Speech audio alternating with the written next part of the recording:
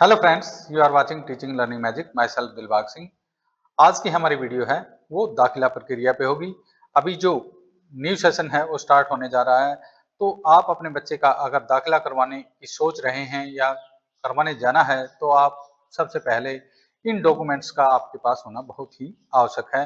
तो आज की वीडियो में हम जितने भी डॉक्यूमेंट्स हैं वो चाहिए उनके बारे में बताएंगे और कौन सी क्लास में कौन सा सर्टिफिकेट आपको लाना पड़ेगा उसके बारे में बताएंगे। तो अगर आप हमारे चैनल पे नए हैं तो हमारे चैनल को सब्सक्राइब कर लें ताकि नई नई अपडेट है वो आपको मिलती रहें। तो मैं सबसे पहले स्टार्ट करता हूँ documents required for student admission in class 1 to 12।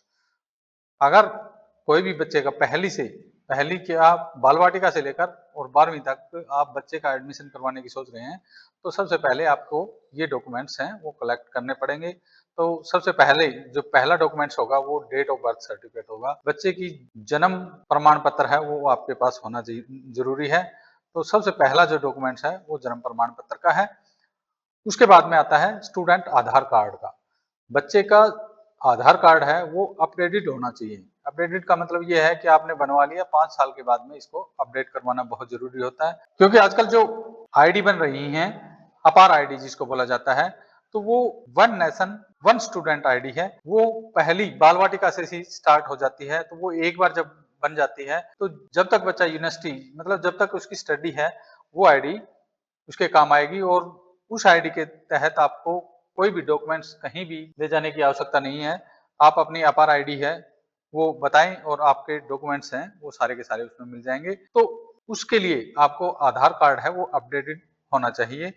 उसके बाद में बात आती है नेक्स्ट जो डॉक्यूमेंट्स चाहिए वो पेरेंट्स आधार कार्ड। पेरेंट्स के आधार कार्ड जैसे बच्चे की मम्मी का, बच्चे के पापा का वो आधार कार्ड है वो होना चाहिए। उसके बाद में आता है चौथा जो डॉक्यूमेंट चाहिए हमें फैमिली आईडी का। तो बच्चे की फैमिली आईडी है वो अपडेटेड होनी चाहिए। फैमिली आईडी में बच्चे का नाम होना चाहिए। ये सिर्फ उन स्टेट्स के लिए है जहां फैमिली आईडी लागू है। जैसे हरियाणा की बात कर लेते हैं तो हरियाणा में फैमिली आईडी है वो मस्ट है। अगर बच्चे की फैमिली आईडी नहीं बनी हुई तो उसको चाहे टेम्परेरी फैमिली आईडी बनानी पड़े एडमिशन के लिए, बहुत जरूरी है।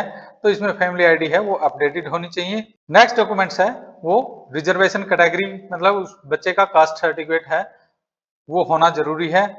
बच्चा की कौन सी कास्ट से बिलोंग करता है उसका सर्टिफिकेट, कौन सी कास्ट से संबंधित है वो बच्चे का सर्टिफिकेट होना चाहिए। अगर जनरल है तो उसके लिए सर्टिफिकेट की कोई आवश्यकता नहीं है। नेक्स्ट है वो बीपीएल कार्ड। बच्चे का बीपीएल कार्ड है अगर बना हुआ है वो इस कैटेगरी में आता है तो बीपीएल कार्ड है वो चाहिए।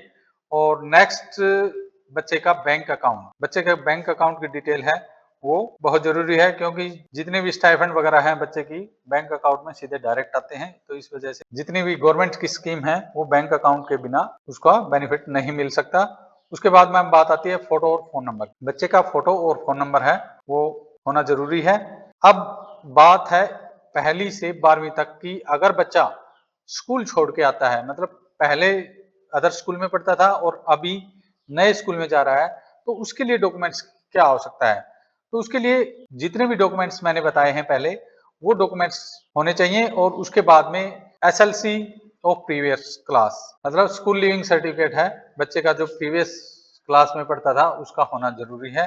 तो इस प्रकार से जितने भी डॉक्यूमेंट्स मैंने बताए हैं वो सारे के सारे बच्चे के एडमिशन के टाइम पे बहुत आवश्यक हैं।